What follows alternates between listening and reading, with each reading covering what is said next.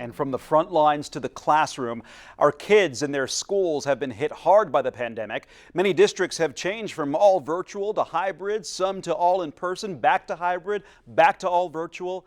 Education has constantly evolved this year. Our KENNEY met with several superintendents, and they explained what goes into their decision-making process and how they're planning for winter. It has taken so much time and effort to get to this point, and now what do we have? Winter. You know, health officials are saying they're expecting a double whammy this winter when you've got COVID-19 and the flu, people heading indoors. Dr. Smith, how are you planning for that, or can you even plan for that? Well, it's certainly challenging. I remind people we deal with this every year. Flu, cleaning our buildings, shutting them areas off to do deep cleaning. We do that all the time. But with COVID-19, there's just so many uncertainties. And I just want to compliment all the health people. I know in Marion County, we work very closely with the Marion County Health Department and Dr. Kane and her group.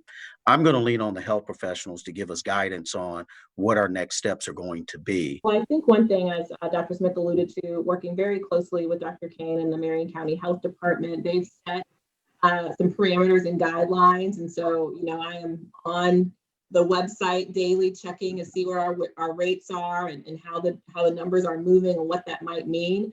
I think for us, we were able to make that investment in technology so that every single one of our students now has a device. The family needs Wi-Fi access. We've provided it so that if we need to shift the learning mode, we're able to do that, and we're able to do that in a nimble way. We are very fortunate that a good thing that's happened because of the pandemic is that we have moved almost to one-to-one.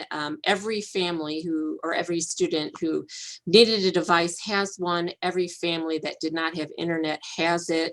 And so we're able to take care of that so that we really do have an equitable educational environment. I would tell you one of the things we're trying to prepare for, but I'm starting to get a little bit nervous, and that is the lack of substitute teachers.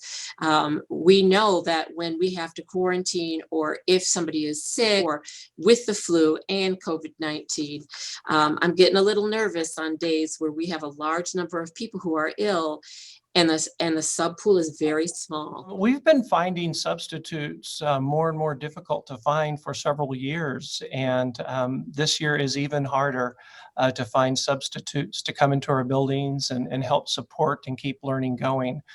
So we've absolutely found that. We found that we have to constantly communicate and remind people of what we're doing and why we're doing it. Let's end on a positive note. Let's talk about some of the successes that you've had, or what is the one great thing that has come out of this pandemic? For me, it's just that we've been able to sort of prove what's possible, right? We're put into this very challenging, felt impossible position. And yet, you know, as you listen to all of us, we've all found ways to creatively, responsively, and responsibly respond really quickly to this. And so I'm really proud that I think we've been able to demonstrate as public educators how flexible and agile we can be. This is our year of reimagining education.